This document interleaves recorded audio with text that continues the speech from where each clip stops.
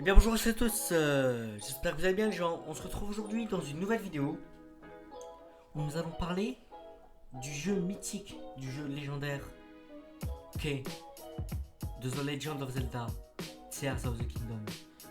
Après un mois de gameplay, après un mois de jeu, qu'est-ce que ça donne pour moi? La note finale, est-ce que c'est un bon jeu? Est-ce que c'est Breath of the Wild copier-coller, un copier-coller de Breath of the Wild? Est-ce que ça reprend les anciennes thématiques des anciens Zelda? On va répondre dans cette vidéo. On va y répondre dans cette vidéo. En tout cas, j'espère que vous allez bien. Dites-moi dans les commentaires si vous avez eu The Legend of Zelda Tears of the Kingdom.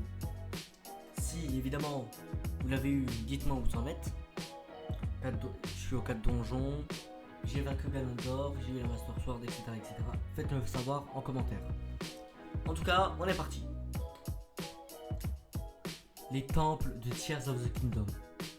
Ah là là là là, qu'est-ce que ça m'avait manqué. Ce genre de temple avec des grandes énigmes, avec des niveaux souterrains dans le set, c'est magnifique. Franchement, bravo Nintendo, vous avez bien fait dans ce donjon. Plutôt devrais-je dire dans ces 4 donjons.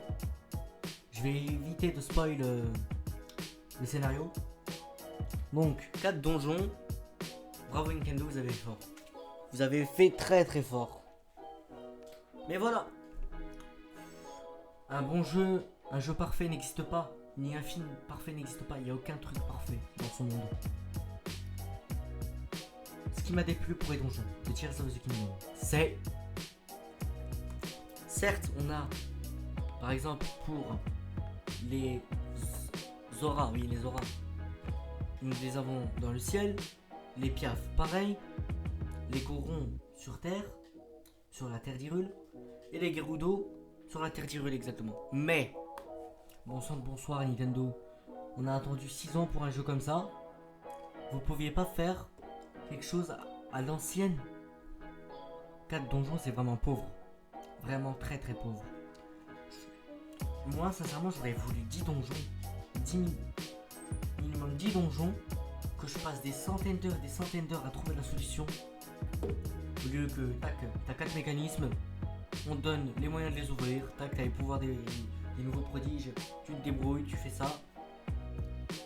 En fait, j'ai l'impression que Nintendo, comme Breath of the Wild, comme Breath of the Wild, c'était un renouveau, ils ont copié-collé certains mécanismes.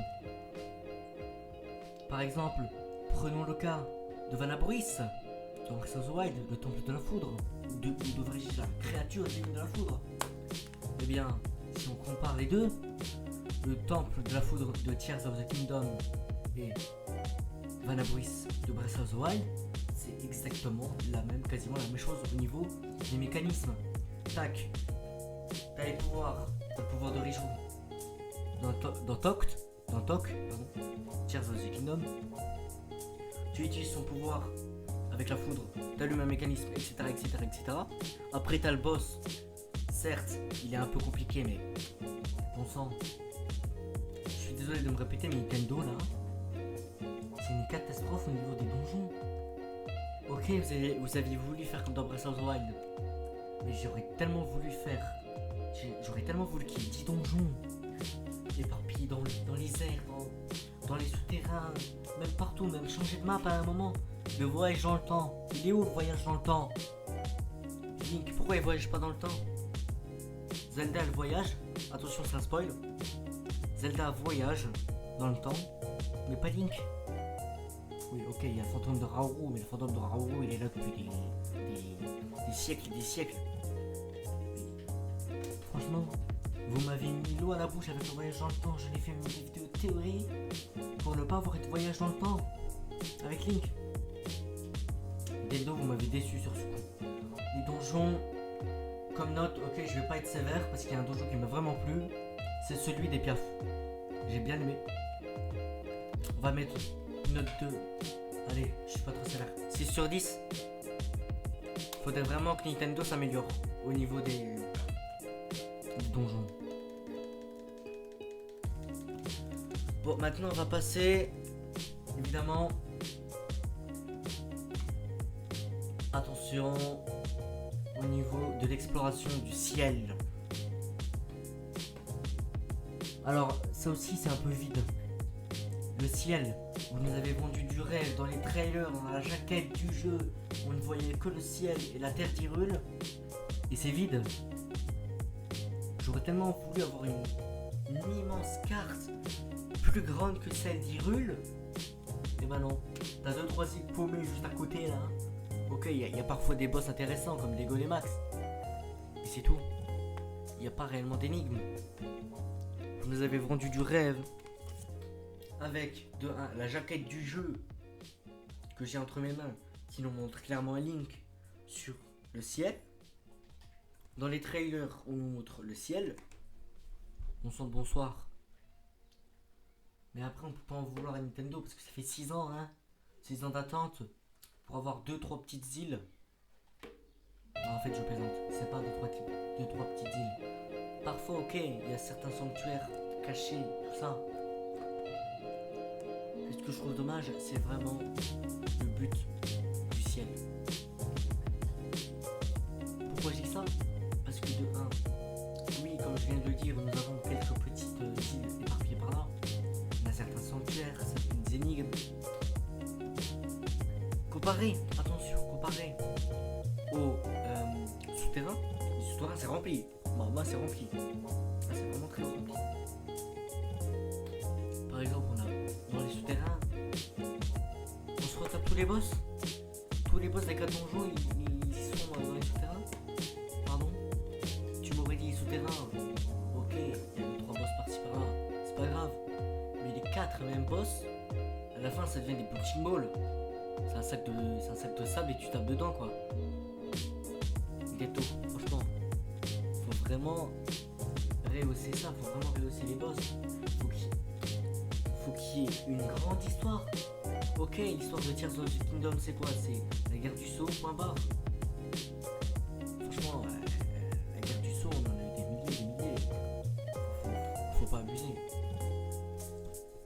Alors la guerre du sceau, faudrait m'expliquer aussi.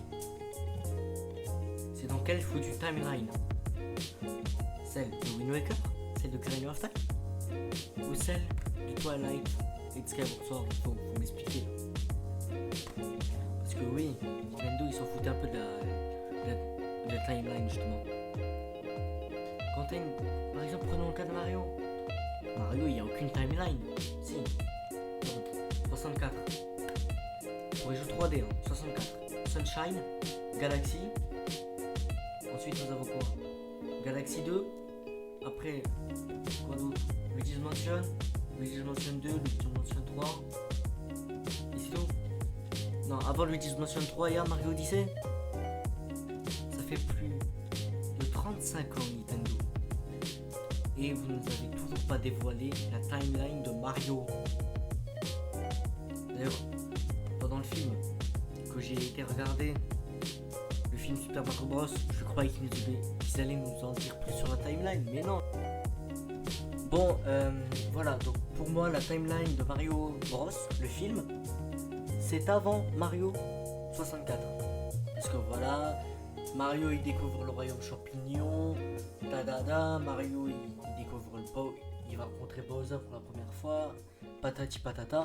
Et c'est à partir de Mario 64 qu'un réel conflit va se créer entre le plombier préféré de chez Nintendo et la tortue ou le dinosaure, appelez ça comme vous voulez, je m'en fous, du royaume champignon. Mais bref, voilà, moi j'y connais rien presque à Mario, j'y joue mais je suis pas l'histoire.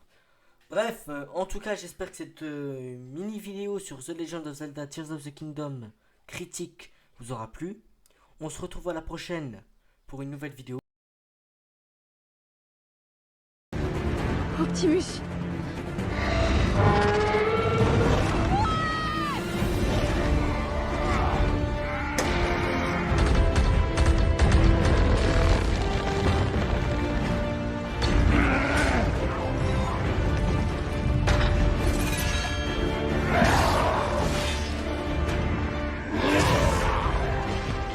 Tiens, tas d'ordures. Auriez-vous oublié qui je suis?